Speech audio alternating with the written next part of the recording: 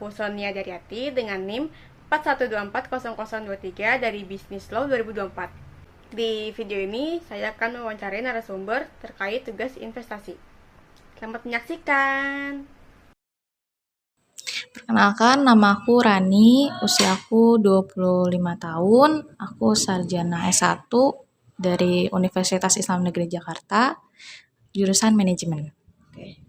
Sebelum kita mulai, aku mau minta concern dulu sama kakak. Oke. Jadi kan tugas ini tuh nanti kita bakal upload ke YouTube. Oke. Kakak ada masalah atau apa? Aku oke, nggak apa-apa.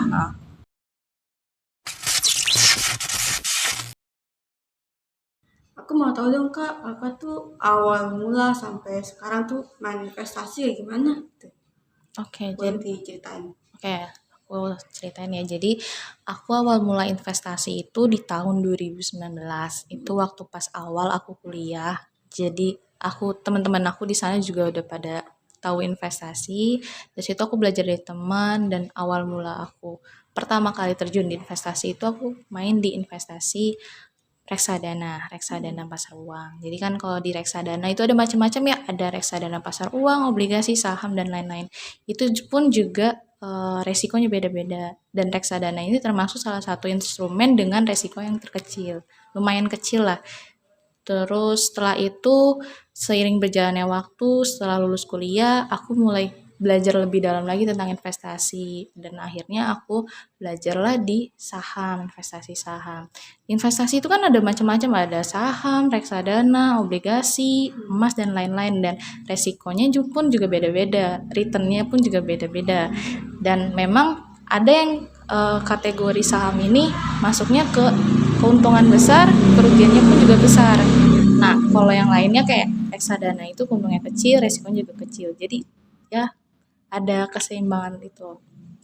Dan saham ini aku belajar dari temanku sih awal mulanya, tanya-tanya terus sampai akhirnya aku ikut kursus tentang saham ini. Dan di saham pun juga aku masuknya ke analisa teknikal. Jadi di saham itu kan ada dua, analisa fundamental dan analisa teknikal. Aku lebih ke analisa teknikal. Analisa teknikal itu yang gimana? Analisa teknikal itu yang dia mengambil keuntungan dari fluktuasi harga saham.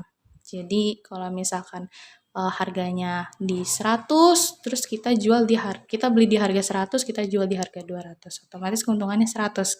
Nah, aku ngambil dari situ. Kalau misalkan fundamental kita lebih menganalisa tentang laporan keuangan perusahaan, kita lebih menganalisa bisnis perusahaannya seperti apa kayak gitu. Dan ya kalau misalkan jadi analisa teknikal kita anggapnya sebagai trader ya, trader saham.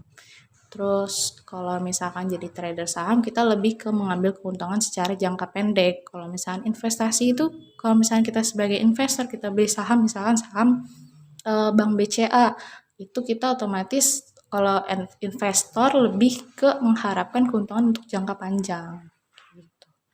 Dan kita macam-macam ya, namanya investasi itu tujuannya beda-beda, ada macam-macam, ada yang tujuannya memang untuk financial freedom, ada yang memang tujuannya buat mendapatkan keuntungan passive income, atau juga buat mempertahankan nilai kekayaan atau buat diversifikasi resiko kayak gitu. Kalau aku sih lebih untuk tujuan investasiku untuk mendapatkan keuntungan jangka pendek. Keuntungan jangka pendek ya untuk keinginan aku, kayak misalkan aku mau beli HP atau beli tablet atau segala macam, itu ngambil dari situ keuntungan.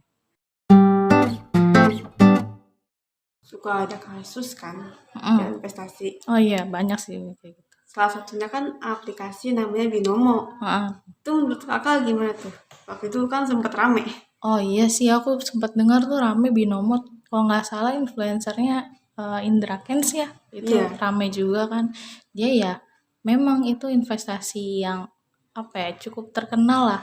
Dia menipu member-membernya kan, buat kayak misalkan beli ini beli itu, tapi padahal itu buat kepentingannya sih yang punyanya itu, bukan dia mementingkan membernya kayak gitu sih.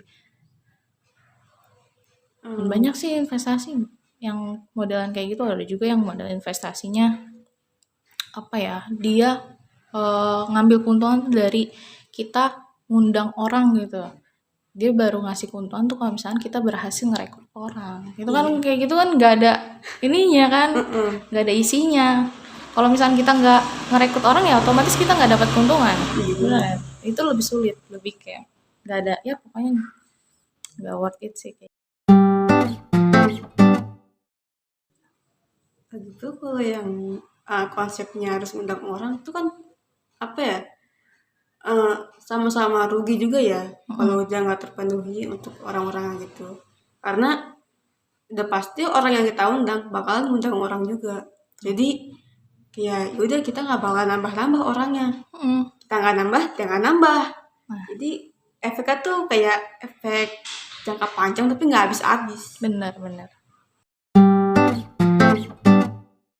Baru-baru banget nih rupiah melemah, kira-kira kena nggak nih buat investasi kakak gitu? Investasiku sangat kena ya, apalagi saham itu lebih sentimennya lebih apa ya, lebih langsung gitu loh respon marketnya, apalagi tentang yang itu rupiah melemah kan, dan itu benar-benar ngaruh ke indeks harga saham gabungan kan, IHSG itu langsung terjun ke bawah, dan itu ngaruh ke semua harga saham termasuk investasiku di saham itu kan.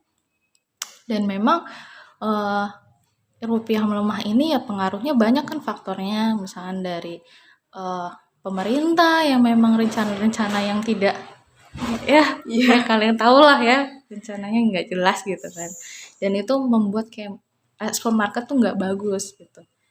Kayak market kayak kita tuh kayak ngerasa kebijakan ini tuh nggak, kurang gitu loh, dan lebih mungkin sebenarnya seharusnya pemerintah harusnya bikin kebijakan yang jelas yang memang kayak jangan membuat market itu bingung gitu loh sama kebijakan mereka kayak gitu. Terus kan juga tadi kakak sempet ya sharing soal kakak nih belajar dulu investasi. Nah dari hasil belajar itu kakak balik modal gak sih? Balik sih. Balik ya? Balik modal. Aku tuh awal, pokoknya sebelum investasi itu pertama kita harus cari tahu dulu investasinya apa. Dan kita harus belajar dulu investasi itunya.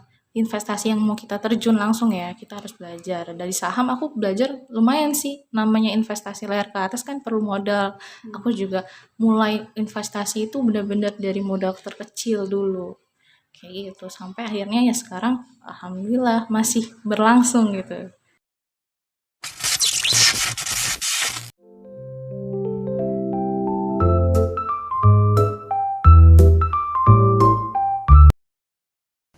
Oke, jadi di sini ada kesimpulan dari wawancaranya. Jenis investasi dia sangat beragam seperti saham, reksadana, obligasi, dan emas. Setiap investasi memiliki risiko dan potensi keuntungannya yang berbeda-beda. Investasi saham terdapat dua pendekatan utama, yaitu analisis fundamental yang dia lebih menilai kinerja dan kondisi pasar. Lalu yang kedua ada analisis teknikal yang memanfaatkan grafik dan pergerakan harga.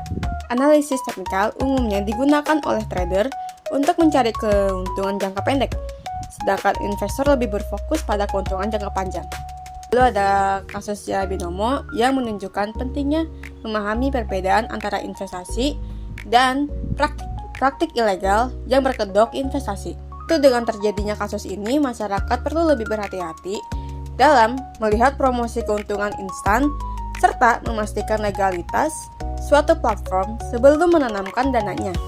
Selanjutnya pada wawancara juga, kami sempat membahas tentang pelemahan rupiah dan penurunan IHSG yang saling berkaitan karena dipengaruhi arus keluar modal asing. Kondisi ini dapat berdampak pada pasar modal dan kinerja perusahaan, sehingga investor perlu memperhatikan faktor ekonomi global dan domestik mengambil keputusan investasi. Tentunya ada peran pemerintah juga yang dalam membuat kebijakan-kebijakan harus lebih memikirkan pergerakan harga pasar. Sekian, terima kasih.